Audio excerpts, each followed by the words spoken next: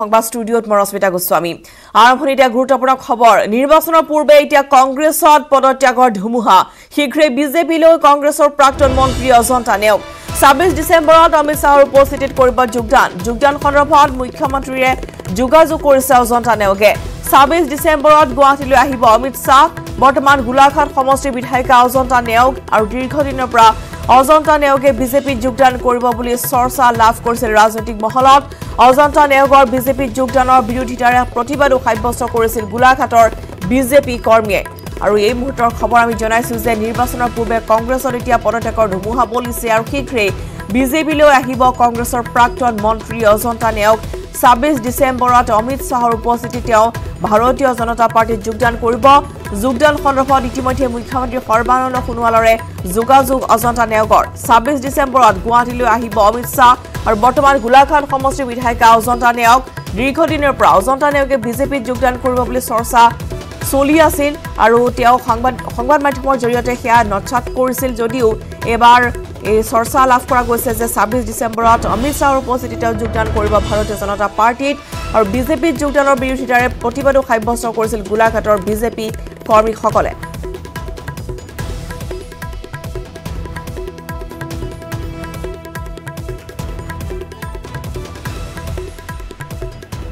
আৰু অজন্তা নেওগৰ বিজেপি যোগদানৰ তৎপৰতাৰ পিছতে স্বাভাৱিকতে ৰাজ্যবাসীৰ মনত প্ৰশ্ন উত্থাপিত হৈছে যে বিজেপি যোগ দি গংগা স্নান কৰিব খুজিছে নেকি অজন্তা নেওগে ইতিমধ্যে বহু কোটি টকীয়া সমাজ কল্যাণ কেলেংকাৰীত খাঙুৰ খাই পৰিছিল অজন্তা নেওগৰ নাম বিগত ফেব্ৰুৱাৰী মাহত দুৰ্নীতি নিবাৰক শাখাই কেইবা ঘণ্টিয়াও জেৰাও চলাইছিল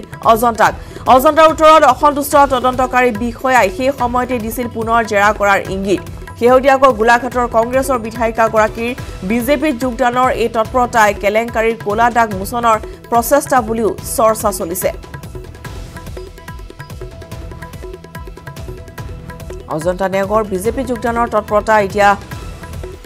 দেখাৰ পিছতে ৰাজ্যবাসীৰ মনত প্ৰশ্ন উত্থাপন হৈছে যে বহু বিতৰ্কিত সমাজ কল্যাণ কেলেংকাৰী য'ত কোটি টকীয়া কেলেংকাৰী তেওঁৰ নাম খাঙুৰ খাই পৰিছিল আৰু বিগত ফেব্ৰুৱাৰী মাহতে দুৰ্নীতি নিবাৰক শাখাই তেওঁক কেইবা ঘণ্টা ধৰি জেৰা চলাইছিল এই সমগ্ৰ তদন্ত কেলেংকাৰীৰ পৰা তেওঁৰ নাম মুছ খোৱাৰ বাবেই বিজেপি গমন নেকি বুলি প্ৰশ্ন উত্থাপন কৰিছে চৰ্চা চলিছে এতিয়া অজন্তা নেওগৰ বিজেপি গমনক লৈ আৰু শীঘ্ৰেই বিজেপিলৈ কংগ্ৰেছৰ এগৰাকী বিধায়িকা আৰু এতিয়া প্ৰশ্ন উত্থাপন হৈছে যে কেতিয়াতো যোগদান কৰিব ইতিমধ্যে চৰ্চা লাভ কৰা গৈছে যে 26 ডিসেম্বৰত অমিত শাহৰ উপস্থিতিত তেওঁ যোগদান কৰিব ভাৰতীয় জনতা পাৰ্টিত পৰৱৰ্তী খবৰ লখিমপুৰ বান্দৰদেৱাত জালত পৰিছে মোষ্ট ৱান্টেড ডকাইত আৰক্ষীয়ে খেদি গ্ৰেপ্তাৰ কৰা দুধৰ্ষত ডকাইটোক ধৃত ডকাইটো হৈছে সাইদ আলী কিছুদিন পূৰ্বে গহপুৰত ডকাইতি কাণ্ড সংঘটিত কৰি আত্মগোপন কৰি আছিল ছয়দে গহপুৰ আৰক্ষী থানা ৰুজু হোৱা গোচৰৰ ভিত্তিত পলাতক সাইদ আলীক অসম অৰুণাচল সীমান্তৰ বান্দৰদেৱাত গ্ৰেপ্তাৰ কৰিবলৈ সক্ষম হ'ল বিহপুৰীয়া আৰক্ষী কিছু মাহ পূৰ্বে লখিমপুৰৰ সিনাতলিয়াত সংঘটিত হোৱা ডকাইতি কাণ্ডত গ্ৰেপ্তাৰ হৈ জেলৰ পৰা ওলাই আহিছিল ছয়দ জেলৰ পৰা ওলাই পুনৰ গহপুৰত সংঘটিত কৰিছিল ডকাইতি কাণ্ড আৰু এইবাৰ বান্দৰদেৱাত জালত পৰিছে মোষ্ট ৱান্টেড এই ডকাইত ছয়দ আৰক্ষীয়ে খেদি গ্ৰেপ্তাৰ কৰিছে দুৰ্ধৰ্ষ ডকাইটোক ধৃত ডকাইটো হৈছে সাইদ আলী কিছুদিন পূৰ্বে গহপুৰত সংঘটিত কৰিছিল এক ডকাইতি কাণ্ড তাৰ পিছতে আত্মগোপন কৰি আছিল ছয়দ আলীয়ে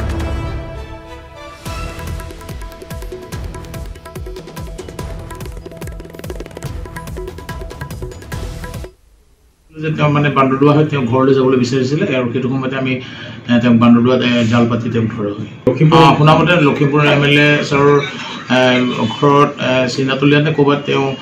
কিছু লিপ্ত হৈছিলে আৰু যাৰ ফলত তেওঁক এবাৰ পুলিচে কৰায়ত্ব কৰি তেওঁক জেলত দিছিলে আৰু জেলৰ পৰা ওলোৱা তেওঁ বেছি দিন হোৱা নাই এমাহমান হৈছে গহপুৰতো ইতিমধ্যে এটা ডকাইতি কেছতো জড়িত হৈছে আৰু যিটো কেছ ইতিমধ্যে গহপুৰ থানাত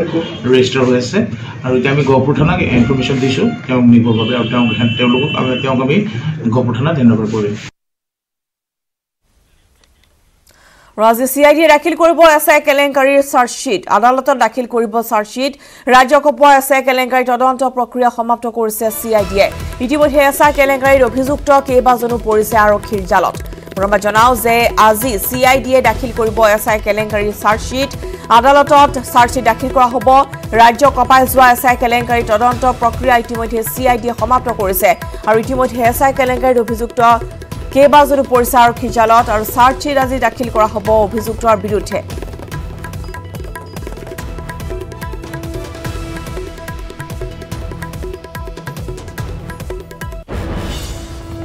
অখিল গগৈৰ জামিন আবেদনৰ শুনানিৰ অন্ত পৰিছে সংৰক্ষিত ৰখা হৈছে জামিন আবেদনৰ ৰায় ২৬ ডিসেম্বৰৰ পূৰ্বে উচ্চ ন্যায়ালয়ে প্ৰদান কৰিব ৰায় জামিনৰ বিৰোধিতা NIৰ অধিবক্তা SV ৰাজুৰ জামিনৰ পক্ষে যুক্তি অখিলৰ অধিবক্তা হুজেফা আহমেদী দীৰ্ঘদিন ধৰি ইতিমধ্যে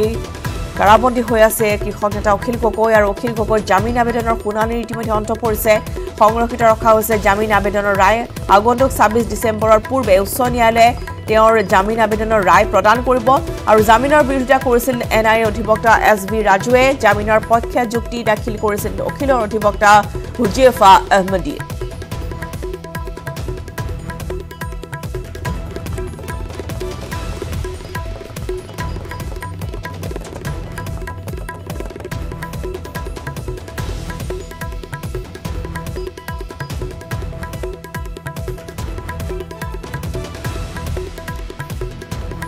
খবৰ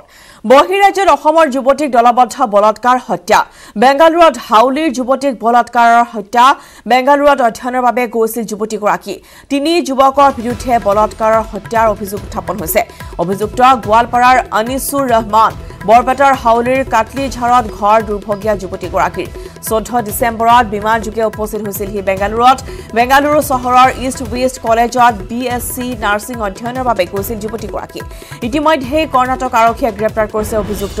আনিছুৰ ৰহমানক পুনৰবাৰ জনাও যে বহিৰাজ্যত অসমৰ যুৱতীক দলবদ্ধ বলাৎকাৰ কৰি হত্যা কৰা হৈছে বেংগালুৰুত হাউলিৰ যুৱতীক বলাৎকাৰ কৰি কৰা হল হত্যা বেংগালুৰুত অধ্যয়নৰ বাবে গৈছিল যুৱতীগৰাকী আৰু তিনি যুৱকৰ বিৰুদ্ধে বলাৎকাৰ আৰু হত্যাৰ অভিযোগ উত্থাপন হৈছে অভিযুক্ত গোৱালপাৰাৰ আনিছুৰ ৰহমান বৰপেটাৰ হাউলিৰ কাটলিঝাৰৰ ঘৰ দুৰ্ভগীয়া যুৱতীগৰাকীৰ 14 ডিসেম্বৰত বিমান যোগে তেওঁ বেংগালুৰুত উপস্থিত হৈছিল গৈ বেংগালুৰু চহৰৰ ইষ্ট ৱেষ্ট কলেজত BSc নাৰ্ছিং অধ্যয়নৰ বাবে গৈছিল যুৱতীগৰাকী ইতিমধ্যে কৰ্ণাটক আৰক্ষীয়ে অভিযুক্ত আনিছুৰ ৰহমানক গ্ৰেপ্তাৰ কৰিছে সোমবাৰে ছোৱালীজনী BSc নাৰ্ছিঙত এডমিশ্যন লৈ বাংগালুৰুত অধ্যয়ন কৰিবলৈ গৈছিল আৰু তাতে যোৱাৰ পিছতেই আনিছুৰ ৰহমান নামৰ এজন ল'ৰা আৰু লগৰ দুজন সতীৰ্থই মিলি তেখেতক ধৰ্ষণ কৰি হত্যা কৰিলে এটুত ক'বলৈ আৰু ভাষা নাই সঁচাকৈ খুব ঘৃণনীয় আমি চৰকাৰৰ ওচৰত বিনম্ৰভাৱে অনুৰোধ জনাইছোঁ দাবী জনাইছোঁ অতি শীঘ্ৰে এই তিনিটা ব্যক্তিক নৰপিশাচক গ্ৰেপ্তাৰ কৰি ফাঁচি দিব লাগে ইয়াৰ উচিত ব্যৱস্থা ল'ব লাগে আমাৰ দলৰ সভাপতি বদৰুদ্দিন আজমল সাহেবে গৃহ মন্ত্ৰালয়ক চিঠি লিখিব বুলি কৈছে আৰু কৰ্ণাটক চৰকাৰৰ লগত যোগাযোগ কৰি অতি শীঘ্ৰেই ঘৰত আনি পৌঁছাই দিয়াৰ কাৰণে ব্যৱস্থা কৰিব বুলি তেখেতে আশ্বাস দিছে যোৰহাট উন্নয়ন প্ৰাধিকৰণৰ তৰাজানস্থিত পাব্লিক বাছ টাৰ্মিনাল চৌহদৰ 10 বিঘা মাটিত ব্যৱসায়িক কমপ্লেক্স আৰু ফ্লেট নিৰ্মাণৰ বাবে এজন লোকৰ সৈতে চুক্তি কৰা ঘটনাৰ ন তথ্য পোহৰলৈ আহিছে এই সন্দৰ্ভত আৰক্ষী আৰু জিলা প্ৰশাসনে সুকিয়াকৈ তদন্ত অব্যাহত ৰখাৰ সময়তে এখন চৰকাৰী নথিয়ে পোহৰলৈ আনিছে কেতবোৰ গুৰুত্বপূৰ্ণ তথ্য যোৰহাটৰ নিতেশ জৈন নামৰ ব্যৱসায়ীজনৰ Jainco mechanical construction private limited নামৰ প্ৰতিষ্ঠানটোক এই বিয়াগুম প্ৰকল্প নিৰ্মাণৰ দায়িত্ব দি যোৰহাট উন্নয়ন প্ৰাধিকৰণে ইতিমধ্যে চুক্তি কৰিছে চুক্তি অনুসৰি ব্যৱসায়িক ভৱনৰ 23% আৰু আৱাসিক ফ্লেটসমূহৰ 20% লাভ কৰিব যোৰহাট উন্নয়ন প্ৰাধিকৰণে কিন্তু শেহতীয়াকৈ পোহৰলৈ অহা এখন চৰকাৰী নথিত এই কথা স্পষ্ট হৈছে যে সমগ্ৰ প্ৰক্ৰিয়া অবৈধ আছিল কাৰণ 1996 চনৰ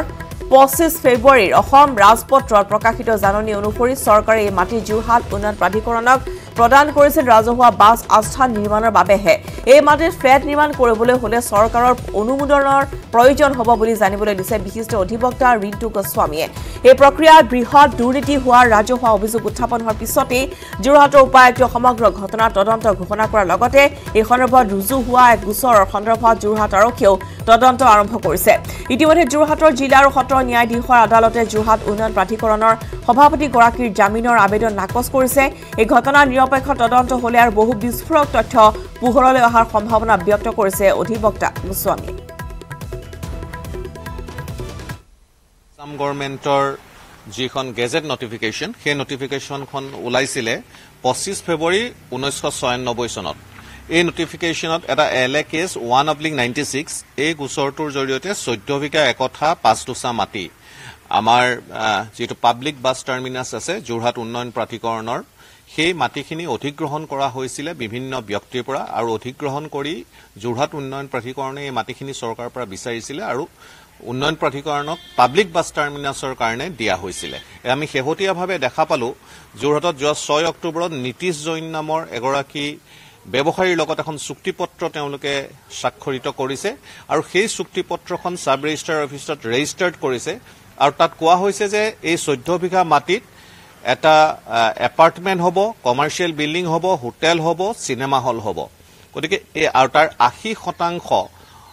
কৰ্তৃত্ব থাকিব নীতিশ জৈনৰ মাত্ৰ 20% কৰ্তৃত্ব থাকিব যোৰহাট ডেভেলপমেন্ট অথৰিটি ৰেসিডেন্সিয়েল পাৰ্টটোত আৰু 23% থাকিব কমাৰ্শিয়েল পাৰ্টটোত ইয়াত যিজন চেয়াৰপাৰসন আছে প্ৰশান্ত গোস্বামী সেই প্ৰশান্ত গোস্বামীয়ে নীতিশ জৈনৰ লগ লাগি এক বৃহৎ অংকৰ বিনিময়ত এই গোটেই পৰিকল্পনাটো ৰচনা কৰি এই মাটিখিনি তেওঁ হস্তান্তৰিত কৰিছিল আৰু এখনভাৰ অধিক তথ্য আমি লাভ কৰিম আমাৰ যোৰহাটৰ সাংবাদিক গৌতম বৰাৰ পৰা গৌতম যোৰহাট উন্নয়ন প্ৰাধিকৰণৰ যেনেধৰণৰ কেলেংকাৰী তথ্য বৰ্তমান পোহৰলৈ আহিছে য'ত ইতিমধ্যে বাছ আস্থানৰ সলনি তাত দেখিবলৈ পোৱা গৈছে ফ্লেট নিৰ্মাণৰ যোজনা চলিছে গতিকে সমগ্ৰ কেলেংকাৰী তথ্য কেনেদৰে পোহৰলৈ আহিছে বৰ্তমান তদন্ত কি পৰ্যায়ত অব্যাহত আছে আপোনাৰ পৰা অধিক জানিব বিচাৰিছো সমগ্ৰ কেলেংকাৰী সন্দৰ্ভত হয় নিশ্চয়কৈ ৰশ্মিতা যেহেতু দুটাকৈ তদন্ত হৈ আছে এটা যোৰহাট জিলা প্ৰশাসনৰ জৰিয়তে 4জনীয়া তদন্ত সমিতিয়ে তদন্ত কৰি আছে আৰু যেহেতু থানাত এটা গোচৰ ৰুজু হৈছিল সেই পৰিপ্ৰেক্ষিতত যোৰহাট আৰক্ষীয়ে ঘটনাটো তদন্ত কৰি আছে আৰু যিগৰাকী চেয়াৰমেন যোৰহাট ডেভেলপমেন্ট অথৰিটিৰ তেওঁ বৰ্তমান আমি দেখিবলৈ পোৱা নাই আৰু দুবাৰকৈ যোৰহাটৰ জিলা আৰু সত্ৰ ন্যায়াধীশৰ আদালতৰ তেখেতৰ জামিনৰ আবেদন নাকচ হৈছে আৰু গতিকে যিকোনো মুহূৰ্ততে যোৰহাট উন্নয়ন প্ৰাধিকৰণৰ সভাপতিগৰাকী গ্ৰেপ্তাৰ হোৱাৰ সম্ভাৱনা প্ৰকট হৈ পৰিছে কিয়নো বহু হেঁচা সৃষ্টি হৈছে বিভিন্ন পক্ষই এই দাবী উত্থাপন কৰিছে যে এই বিষয়টো তদন্ত হ'ব লাগে আৰু যদিহে ভুল কৰিছিলে তেনেহলে তেওঁলোকক ইয়াৰ লগত জড়িত লোকসকলক দৃষ্টান্তমূলক শাস্তি প্ৰদান কৰিব লাগে আৰু এই ক্ষেত্ৰত আন এটা ৰাজনৈতিক দিশো আছে যে এই ঘটনাটোক ৰাজনৈতিক ৰূপ দিয়াৰ চেষ্টা কৰিছে একাংশ লোকে কিন্তু শেহতীয়াকৈ আমাৰ অনুসন্ধান কৰি যি তথ্য লাভ কৰিছো বা যোৰহাটৰ বিধায়কগৰাকীয়ে আমাক যি জানিবলৈ দিছে আমি জানিব পাৰিছো যে এই সকলো প্ৰক্ৰিয়াৰ পৰা যোৰহাটৰ বিধায়কগৰাকী তথা যোৰহাট জিলা প্ৰশাসনক আঁতৰত ৰখা হৈছিলে তেওঁলোকক কোনো স্পষ্ট আভাস দিয়া হোৱা নাছিলে যি বোৰ্ড মিটিং হৈছিলে সেই বোৰ্ড মিটিঙত কিন্তু এনেধৰণৰ ফ্লেট নিৰ্মাণ প্ৰকল্পৰ কথা তেওঁলোকক অৱগত কৰা হোৱা নাছিলে বা যিখন চুক্তিপত্ৰ কৰিছিলে নীতিশ জৈন নামৰ ব্যৱসায়ীজনৰ সৈতে তাৰ পূৰ্বে বোৰ্ড মিটিঙত সেই চুক্তিপত্ৰখনৰ কথা অৱগত কৰি তাত কি নীতি নিয়ম বান্ধি দিয়া হ'ব বা কি প্ৰকল্প স্থাপন কৰা হ'ব সেই সন্দৰ্ভত আন এখন বোৰ্ড মিটিং হ'ব লাগিছিল যদিও সেই বোৰ্ড মিটিংখনো তেওঁলোকে অনুষ্ঠিত নকৰিলে এনেধৰণৰ বিষয়সমূহ যেতিয়া পোহৰলৈ আহে এই ঘটনা সংবাদ মাধ্যমৰ জৰিয়তে পোহৰলৈ অহাৰ পিছত তাৰ লগে লগে যোৰহাট জিলা প্ৰশাসনে তদন্তৰ নিৰ্দেশ দিছে আৰু আমি ভিতৰকে যি জানিব পাৰিছো যে এই চুক্তিপত্ৰখন বাতিল কৰা হ'ব আৰু তাত কোনো ধৰণৰ ফ্লেট বা তেনেধৰণৰ প্ৰকল্প নিৰ্মাণৰ বাবে সাময়িকভাৱে সকলোখিনি বাতিল কৰি সেয়া স্থগিত ৰখাৰ ব্যৱস্থা কৰা হ'ব বুলি আমি জানিব পাৰিছো কিন্তু এই ঘটনা কেন্দ্ৰ কৰি যোৰহাটৰ বিভিন্ন মহলত প্ৰতিক্ৰিয়া আজি তাৰিখতো অব্যাহত আছে কিয়নো যিহেতু দুবাৰকৈ জামিন আবেদন নাকচ হৈছে যোৰহাট জিলাৰ সত্ৰ ন্যায়াধীশ আদালতৰ যোৰহাটৰ উন্নয়ন প্ৰাধিকৰণৰ সভাপতিগৰাকী গতিকে এই ক্ষেত্ৰত তেখেতৰ গ্ৰেপ্তাৰ হোৱাৰ সম্ভাৱনা প্ৰকট হৈ পৰিছে আৰু যিগৰাকী ব্যৱসায়ী আছিল নীতিশ জৈন তেওঁৰ সৈতে কিবা যোগাযোগ হৈছিল নেকি কিমান ধনৰ বিনিময় হৈছিল বা কিমান টকাৰ লেনদেন হৈছিল বৰ্তমানলৈকে সেই সন্দৰ্ভত কিবা তথ্য পোহৰলৈ আহিছে নেকি হয় ৰশ্মিতা সকলোৱে এই কথাটো সন্দেহ কৰিছে যে এক বৃহৎ অংকৰ বিনিময়ত এনেধৰণৰ চুক্তি কৰা হৈছিলে আৰু যিটো অংশ দিয়া হৈছে যোৰহাট উন্নয়ন প্ৰাধিকৰণক অৰ্থাৎ আৱাসিক অঞ্চলত মাত্ৰ 20% যোৰহাট উন্নয়ন প্ৰাধিকৰণ লাভ কৰিব বা যি বাণিজ্যিক ভৱন নিৰ্মাণ কৰা হ'ব তাত 23% লাভ কৰিব সেয়া বৰ্তমান যোৰহাটৰ বজাৰত চলি থকা যি অংশীদাৰিত্বৰ যি ব্যৱসায়ী আছে তাতকৈ বহু পৰিমাণে কম বুলি ধাৰণা কৰা হৈছে কিন্তু এই ক্ষেত্ৰত আৰক্ষী যেতিয়া তদন্ত আৰম্ভ হ'ব তেতিয়াহে সকলো কথা স্পষ্ট ৰূপত প্ৰকাশ পোৱা বুলি ধাৰণা কৰা হৈছে কিন্তু নীতিশ জৈন ব্যৱসায়ীগৰাকীৰ সৈতে আমি বাৰম্বাৰ চেষ্টা কৰি কিন্তু এই মুহূৰ্তলৈকে যোগাযোগ কৰিবলৈ সক্ষম হোৱা নাই ধন্যবাদ জনাইছো আপোনালৈ কিন্তু তথ্য জনাইছে আৰু যোৰহাট উন্নয়ন প্ৰাধিকৰণৰ যি কেলেংকাৰী বৰ্তমান সংঘটিত হৈছে সেয়া এই মুহূৰ্তত আমি জনাও যে প্ৰশাসনে দুটাকৈ গোচৰ ইতিমধ্যে ৰুজু কৰিছে আৰু ইতিমধ্যে তদন্ত অব্যাহত ৰাখিছে আৰক্ষীয়েও যে কেনেদৰে কেলেংকাৰী সংঘটিত হ'ল বা যিখন পত্ৰ ইতিমধ্যে চুক্তি বা স্বাক্ষৰ কৰা হৈছে সেই চুক্তি পত্ৰ বৰ্তমান তাত কোনো ধৰণৰ বাতিল কৰা হ'ব সেই সন্দৰ্ভত ইতিমধ্যে প্ৰশাসনে অৱগত কৰিছে অসম জাতীয় পৰিষদৰ কেন্দ্ৰীয় কমিটি গঠন লুৰিণজ্যোতি গগৈক এজেপিৰ সভাপতিৰ দায়িত্ব দিয়া হৈছে জগদীশ ভূঞাক দিয়া হৈছে সাধাৰণ সম্পাদক আৰু পবিত্ৰ ডেকাক কাৰ্যকৰী সভাপতি হিচাপে মনোনীত কৰা হৈছে গৃহীত কৰা হৈছে দলটোৰ সংবিধান অসম জাতীয় পৰিষদৰ সভাপতি লুৰিণজ্যোতি গগৈ কাৰ্যকৰী সভাপতি অগপত্যাগী বিধায়ক প্ৰবীন্দ্ৰনাথ ডেকা সাধাৰণ সম্পাদকৰ দায়িত্বত জগদীশ ভূঞা 11 জন উপসভাপতি 11 জন সম্পাদক আৰু 11 জন যুটীয়া সম্পাদকক লৈ গঠন অসম জাতীয় পৰিষদৰ কেন্দ্ৰীয় কমিটি ৰাজনৈতিকভাৱে সামাজিকভাৱে যি ভয়াবহ পৰিস্থিতিৰ সৃষ্টি কৰা হৈছে যি সংকট তৈয়াৰ কৰি দিব খোজা হৈছে এই অন্ধকাৰ অসমখন অন্ধকাৰ পৃথিৱী বিনাশী সূৰ্যৰ অপেক্ষাত থকা অপেক্ষাৰত অসমৰ খিলঞ্জীয়া স্বাভিমানী জনগণে আজি এই বৰ্ডিং খেলপথাৰত ঐতিহাসিক এই বৰ্ডিং খেলপথাৰত শিৱসাগৰত আহি তেওঁলোকে সমবেত হৈছে গতিকে মই সমগ্ৰ অসমৰ জনসাধাৰণক ক'ব খুজিছো অসমৰ ৰাইজৰ কাৰণে তেওঁলোকৰ আশাৰ সূৰ্য তেওঁলোকৰ সন্মুখত আহি পাইছে অসমত শিৱসাগৰৰ ঐতিহাসিক বৰ্ডিং খেলপথাৰৰ পৰা প্ৰতাৰক আৰু বিশ্বাসঘাতকক হুঁচিয়াৰি অসম জাতীয় পৰিষদৰ ৰাজ্যৰ ৰাজনৈতিক দৃশ্যপট সলনি কৰাৰ সংকল্পৰে গঠন দলৰ কেন্দ্ৰীয় কমিটি আপোনালোকে আজিৰ পৰা আৰম্ভ কৰক যে নতুন ৰাজনীতি ক্ষেত্ৰখন এটা দৃশ্যপট সলনি কৰিব পৰা আজিৰ পৰা শক্তি প্ৰদান কৰিব শিৱসাগৰৰ পৰা মুকলি সভাত মুখ্য আহ্বায়ক ডক্টৰ কৃষ্ণগোপাল ভট্টাচাৰ্যই সভাপতি হিচাপে লুৰিণজ্যোতিৰ নাম ঘোষণা কৰা মাত্ৰকে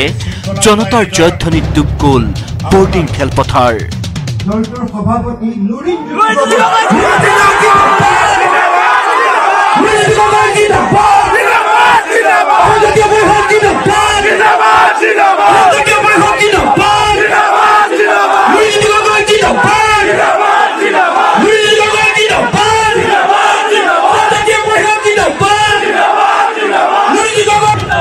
ইতিমধ্যে প্ৰতিনিধি সভাত গৃহীত হ'ল দলৰ সংবিধান গ্ৰহণ কৰা হ'ল 19টা গুৰুত্বপূৰ্ণ প্ৰস্তাৱ দিল্লীৰ আজ্ঞাবাহী লোকৰ চৰকাৰ উফৰোৱাৰ বাবে পণ ল'লে অসম জাতীয় পৰিষদৰ নেতৃত্বই দলৰ যিটো নীতি আদৰ্শ সেই নীতি আদৰ্শ মতেহে কোনো ব্যক্তিয়ে পৰিচালিত হ'ব লাগিব আৰু যিসকলে প্ৰতাৰণা কৰি আছে যিসকলে বিশ্বাসঘাত কৰি আছে তেওঁলোকৰ নেতৃত্ব কৰি আছে সেই নেতৃত্বসকলক আমি কেতিয়াও এই দলত আমি স্থান নিদিওঁ গতিকে আমি দলৰ আমাৰ অসম জাতীয় পৰিষদ দলে প্ৰতাৰক আৰু বিশ্বাসঘাতকৰ বিৰুদ্ধে যুঁজিবলৈ কাৰণে আহিছোঁ গতিকে যিসকলে সেই যুঁজিবলৈ কাৰণে চিন্তা চৰ্চা কৰিছে তেওঁলোকক আমি নিশ্চয়ভাৱে আমি ল'ম আৰু প্ৰতাৰক আৰু বিশ্বাসঘাতক উৎখাত কৰিবৰ কাৰণে এই দলটো জন্ম পুৱাৰ পৰাই লোকে লোকাৰণ্য বৰ্ডিং খেলপথাৰ হাজাৰ হাজাৰ লোকৰ উপস্থিতিত আয়োজিত মুকলি সভাত দলত যোগদানৰ আহ্বান অসম জাতীয় পৰিষদৰ নেতৃত্বৰ 9169165580 নম্বৰত এটা মিছ কল দিলেই জাতিপ্ৰেমী যিকোনো লোকেই সদস্য হ'ব পাৰিব অসম জাতীয় পৰিষদৰ নতুন দল নতুন নেতৃত্ব চকুৰ আগতে গঠন হোৱা দলটোৰ জৰিয়তে জাতিৰ জয়গান গোৱাৰ পণ লৈ বৰ্ডিং খেলপথাৰৰ পৰা ঘৰমুৱা হ'ল আঞ্চলিকতাবাদত বিশ্বাসী জনসমুদ্ৰ শিৱসাগৰৰ পৰা জয়জ্যোতি গগৈৰ report news 18 Assam north east Lurinjyoti গগৈক অভিনন্দন সাংসদ বদৰুদ্দিন আজমলৰ লুৰিণে অসম জাতীয় পৰিষদৰ সভাপতিৰ দায়িত্ব লোৱাত আনন্দিত হৈ পৰিছে আজমল লুৰিণৰ ৰাজনৈতিক উত্থানৰ বাবে দুৱা মাগিব আজমলে লুৰিণজ্যোতি গগৈক লৈ আশাবাদী সাংসদ আজমল আঞ্চলিকবাদী নতুন যে ৰাজনীতি পাৰ্টি জন্ম লৈছে এজেপি তেখেতৰ সভাপতি হিচাপে লুৰিণজ্যোতি গগৈ সভাপতি বনাইছে এইটোৰ কাৰণে মই বহুতেই আনন্দিত হৈছোঁ মই তেখেতক ধন্যবাদ জ্ঞাপন কৰি আছোঁ वेलकम जानाई आसो और मैं तेखतर कारण दुआ करी आसो जे एजेपिर सभापति हिसाबे तेखत अखमर पलिटिक्सर जगतत एक दिन बहुत डाঙৰ नाम हो যাব एटु मोर आशा आछे मोर शुभेच्छा থাকিল मोर दुआ থাকিল সমাগত 2021 বিধানসভা নিৰ্বাচনৰ বাবে কঁকালত টঙালি বান্ধিছে অগপ বিধায়ক ৰমেন্দ্ৰ নাৰায়ণ কলিতাই অসম গণ পৰিষদ দলৰ যোগদান কাৰ্যসূচীৰে দলটোৰ ভেটি শক্তিশালী কৰিছে বিধায়কগৰাকীয়ে ফটাখিলা আমবাৰী দুৰ্গা মন্দিৰত অনুষ্ঠিত হোৱা যোগদান কাৰ্যসূচীত 2 শতাধিক যুৱক যুৱতীৰ লগতে অঞ্চলটোৰ বহু লোকে অসম গণ পৰিষদ দলত যোগদান কৰে ছাত্ৰ সন্থাৰ বহু যুৱক যুৱতী শিল্পীও যোগদান কৰে অগপত যোগদানৰ পিছতে এক উৎসৱমুখৰ পৰিৱেশৰ সৃষ্টি হয় সকলোৱে আনন্দত নৃত্য কৰা পৰিলক্ষিত হয় একেদৰে এতিয়া 21 নিৰ্বাচনৰ বাবে সাজু হৈ পৰিছে নেতা পালি নেতা তিৱা ছাত্ৰ শাসিত পৰিষদৰ ভোট গ্ৰহণৰ অন্ত পৰিছে চাৰিখন জিলাতে মুঠ 80% ভোটদান সাব্যস্ত হৈছে কামৰূপ মহানগৰ জিলাত ভোট বৰ্জনেৰে ব্যাপক প্ৰতিবাদ হোৱাৰ মাজতে আন প্ৰান্ত দেখা গ'ল ভোটাৰৰ ব্যাপক সঁহাৰি ভোট গ্ৰহণৰ পিছত এতিয়া ষ্ট্ৰং ৰুমত বন্দী 123 গৰাকী প্ৰাৰ্থীৰ ভাগ্য ইতিমধ্যে বিনা প্ৰতিদ্বন্দ্বিতাৰে জয়লাভ কৰিছে বিজেপিৰ এজন প্ৰাৰ্থীয়ে মৰিগাঁৱৰ ষ্ট্ৰং ৰুমত কটকটীয়া নিৰাপত্তা বেচনি গঢ়ি তোলা হৈছে মৰিগাঁও মহাবিদ্যালয় স্থাপন কৰা হৈছে ষ্ট্ৰং ৰুমত ৰখা হৈছে ডাঙৰ আকাৰৰ 230টা আৰু সৰু আকাৰৰ 40টাকৈ বেলট বাকচত বন্দী হৈছে জিলাখনৰ 35টা সমষ্টিৰ 123 জন প্ৰাৰ্থীৰ ভাগ্য আৰু ইতিমধ্যে মৰিগাঁৱত বিনা প্ৰতিদ্বন্দ্বিতাৰে জয়লাভ কৰিছে বিজেপিৰ এজন প্ৰাৰ্থীয়ে 19 ডিচেম্বৰত হ'ব তিৱা ছাত্ৰ শাসিত পৰিষদৰ ভোট গণনা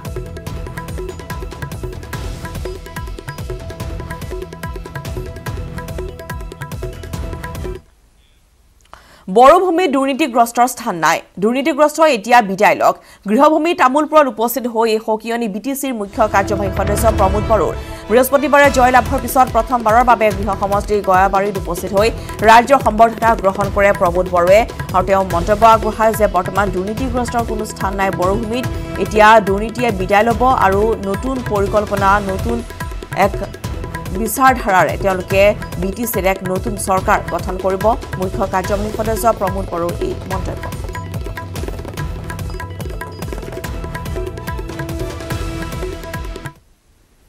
জায়গাত মই আজি আহিছো আৰু ৰাইজে সম্বৰ্ধনা জনাইছে এটা ভাল অনুভৱ এই ৰাইজে যেটো দায়িত্ব দিছে এই দায়িত্বটো পালন কৰাটো ৰাইজে বিচাৰিছে আৰু মই ৰাইজৰ আজি সম্বৰ্ধনা গ্ৰহণ কৰিছো আৰু ৰাইজক মানে প্ৰতিশ্ৰুতি দিছো কি পৰিৱৰ্তনৰ কাৰণে কাম কৰিম সকলো জাতি জনগোষ্ঠীক একেলগে আগুৱাই লৈ যোৱাৰ কাৰণে আমাৰ চৰকাৰীভাৱে যিখিনি কাম কৰিব লাগে সেই সকলো কামখিনি কৰিম নিৰ্বাচনৰ পূৰ্বে কংগ্ৰেছত পদত্যাগৰ ধুমুহা শীঘ্ৰে বিজেপিলৈ কংগ্ৰেছৰ প্ৰাক্তন মন্ত্ৰী অজন্তা নেওগ 26 ডিচেম্বৰত অমিত শ্বাহৰ উপস্থিতিত কৰিব যোগদান আৰু যোগদান সন্দৰ্ভত ইতিমধ্যে মুখ্যমন্ত্ৰীয়ে যোগাযোগ কৰিছে অজন্তা নেওগে 26 ডিচেম্বৰত গুৱাহাটীলৈ আহিব অমিত শ্বাহ আৰু বৰ্তমান গোলাঘাট সমষ্টিৰ বিধায়িকা অজন্তা নেওগে 26 ডিচেম্বৰত অমিত শ্বাহৰ উপস্থিতিত ভাৰতীয় জনতা পাৰ্টিত যোগদান কৰিব আৰু দীৰ্ঘদিনৰ পৰা অজন্তা নেওগে বিজেপিত যোগদান কৰিব বুলি চৰ্চা চলি আছিল আৰু বিজেপিত যোগদানৰ বিৰোধিতাৰে প্ৰতিবাদো সাব্যস্ত কৰিছিল গোলাঘাটৰ বিজেপি কৰ্মীয়ে অজন্তা নেওগৰ বিজেপিত যোগদানৰ তৎপৰতাৰ পিছতে স্বাভাৱিকতে ৰাজ্যবাসীৰ মনত প্ৰশ্ন উত্থাপন হৈছে যে বিজেপিত যোগ দি গংগা স্নান কৰিব খুজিছে নেকি অজন্তা নেওগে ইতিমধ্যে বহু কোটি টকীয়া সমাজ কল্যাণ কেলেংকাৰীত নাম সাঙুৰ খাই পৰিছিল অজন্তা নেওগৰ বিগত ফেব্ৰুৱাৰী মাহত দুৰ্নীতি নিবাৰক শাখাই কেইবা ঘণ্টীয়া জেৰা চলাইছিল অজন্তাৰ উত্তৰত অসন্তুষ্ট আছিল তদন্তকাৰী বিষয় আৰু সেই সময়ছোৱাতেই দিছিল পুনৰ জেৰা কৰাৰ ইংগিত শেহতীয়াকৈ গোলাঘাটৰ কংগ্ৰেছৰ বিধায়িকাগৰাকীৰ বিজেপিত যোগদানৰ এই তৎপৰতাই কেলেংকাৰী কোলা দাগ মোচনৰ প্ৰচেষ্টা বুলি চলিছে সৰব চৰ্চা পুনপুটেকক গৈছো এই সন্দৰ্ভত অধিক জানিবলৈ আমাৰ সাংবাদিক বলেন ভট্টাচাৰ্য কাষলৈ বলেন আপোনাৰ কাষলৈ আহিছো আৰু বৰ্তমান দেখিবলৈ পোৱা গৈছে যে কংগ্ৰেছৰ ব্যাপক খহনীয়া বৰ্তমান ইজনৰ পিছত সিজন কংগ্ৰেছী নেতাই ত্যাগ কৰিছে আৰু ভাৰতীয় জনতা পাৰ্টিত যোগদানৰ সৰব চৰ্চা এবাৰ অজন্তা নেওগৰ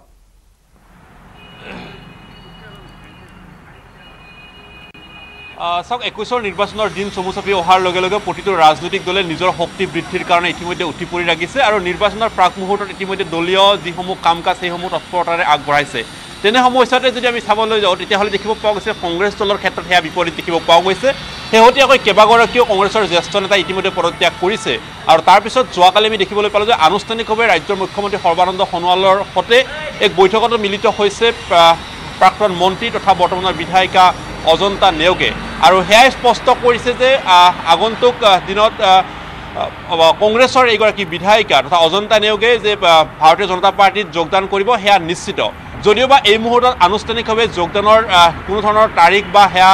স্পষ্ট কৰা হোৱা নাই সময় স্পষ্ট কৰা হোৱা নাই কিন্তু তথাপি ক'ব পাৰি যে এই মুহূৰ্তত সম্পূৰ্ণৰূপে এইখন ছবি স্পষ্ট হৈ পৰিছে কাৰণ ইয়াৰ পূৰ্বে আমি দেখিবলৈ পাইছিলোঁ যে অজন্তা নেওগে ভাৰতীয় জনতা পাৰ্টিৰ প্ৰতি থকা প্ৰীতি বা ভাৰতীয় জনতা পাৰ্টিৰ যাবলৈ ইতিমধ্যে নিযুক্তিত অসম নৰ্থ ইষ্টৰ বাতৰি পৰিৱেশন কৰা হৈছিলে আৰু শেহতীয়াকৈ দেখিব পোৱা গৈছে সমাজ কল্যাণ কেলেংকাৰীৰ সৈতে আন কেলেংকাৰীতে জড়িত আছিলে অজন্তা নেওগ আৰু এই গোটেই বিষয়টোৰ ক্ষেত্ৰত এতিয়া তদন্তই যে অইন এক গতি ল'ব নেকি তাৰ ভয়ত এতিয়া ভাৰতীয় জনতা পাৰ্টিৰ কাষ চাপিছে নেকি সেয়া এক ডাঙৰ প্ৰশ্ন ইয়াৰ লগতে প্ৰশ্ন আহিছে যে ভাৰতীয় জনতা পাৰ্টিৰ লগত আৰু কেইবাগৰাকীও বৰ্তমানৰ বিধায়ক তথা প্ৰাক্তন কংগ্ৰেছী যোগদান কৰাৰ এক পূৰ্ণ সম্ভাৱনা এই মূৰত প্ৰকট হৈ পৰিছে আৰু এয়াই যদি স্পষ্ট হয় তেতিয়াহ'লে বিশেষকৈ উজনি অসমত যি কথা কৈ থকা হৈছে যে ভাৰতীয় জনতা পাৰ্টিয়ে যি ধৰণৰ এক উত্থানমুখৰ আৰু বিশেষকৈ ইউডিএফ আৰু কংগ্ৰেছৰ মিত্ৰতাই যি ধৰণৰ এক প্ৰভাৱ পেলাব বুলি কৈ থকা হৈছিলে সেয়া যে স্পষ্ট হৈ পৰিব অনাগত দিনত কাৰণ তাত কোনো ধৰণৰ উন্নয় কৰিব নোৱাৰে কাৰণ ইতিমধ্যে সেই স্পষ্ট বলেন এই মুহূৰ্তত আমি ধন্যবাদ জনাইছোঁ আপোনালৈ আৰু অজন্তা নেওগৰ লগতে আন বহু কংগ্ৰেছী বিধায়ক হয়তো আহিব পাৰে ভাৰতীয় জনতা পাৰ্টিলৈ কিন্তু সেয়া সময়হে ক'ব কিন্তু এই মুহূৰ্তৰ খবৰ আমি জনাইছোঁ যে আগন্তুক ২৬